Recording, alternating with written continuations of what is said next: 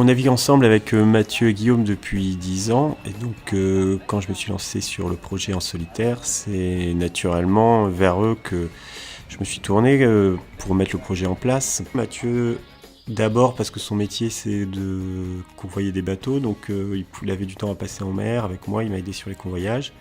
Guillaume, lui, travaille à Granville, il a une spécialisation dans la charpente marine et tout ce qui est entretien de bateaux. Donc il s'est aussi donné beaucoup de temps pour être là et être présent à la préparation du bateau. Et puis naviguer un peu quand c'est possible. Et quant à Manu, il a proposé de s'occuper de faire de la communication, le suivi de com et l'animation d'un blog concernant le projet. L'importance de la préparation du bateau, on peut comparer ça à la préparation d'une voiture, c'est un sport mécanique, la voile. Donc de là découleront aussi les performances sur l'eau. Il faut que le bateau soit prêt, il faut anticiper la casse, mais il faut aussi que la préparation soit de l'optimisation. Donc là on est dans toute la partie cachée du bateau, c'est le deuxième homme du bord quand dehors où je fais une chose, c'est le pilote. Le pilote automatique. Donc il est là, ça c'est son bras, vous voyez qu'il est costaud. Donc il est relié à un système de tringle ici, qui articule donc les deux safrans. Donc ça c'est un des points essentiels du bateau. L'autre point essentiel du bateau qu'on a ici, c'est la pompe de ballast. Bon, vous voyez, elle n'est pas très belle parce qu'elle prend souvent de l'eau, mais elle fonctionne bien. Vous pouvez l'assurer, je l'entretiens. Et donc elle est capable de remplir un ballast en moins de 10 minutes quand elle est en forme.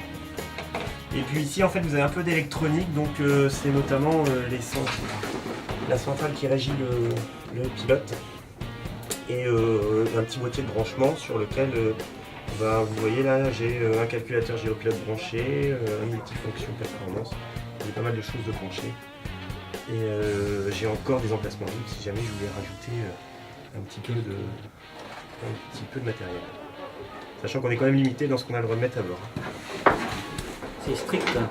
Oui, les règles de classe sont strictes et ce qui n'est pas marqué dans les règles ne doit pas être fait. Voilà, c'est-à-dire que tout ce qui est marqué est autorisé. D'accord. On va faire simplement. Ah oui.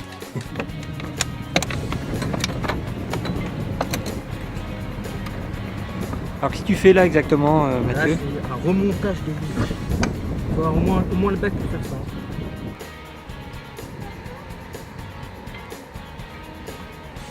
Une manille, ça sert à accrocher la poulie de phoque, mais en textile pour que ça soit plus solide et que ça soit plus léger. Avoir l'équipe derrière soi, ça permet souvent de surmonter beaucoup plus vite les difficultés. Ensuite, moi j'y ai toujours été très attaché parce que comme j'ai beaucoup fait de voile en équipage et puis j'ai toujours monté des projets avec cette équipe-là, je tenais à ce que le projet profite à tout le monde. Alors c'est vrai qu'après, au final, le skipper navigue tout seul, mais c'est important de savoir qu'il y a eu l'équipe derrière, qu'elle est toujours là, qu'elle sera là au retour. Et je peux même dire que quand l'étape se passe mal et qu'on navigue pas très bien, quand on rentre au port, c'est déjà, on a l'impression de pas nous avoir bien travaillé alors que l'équipe avait bien travaillé derrière.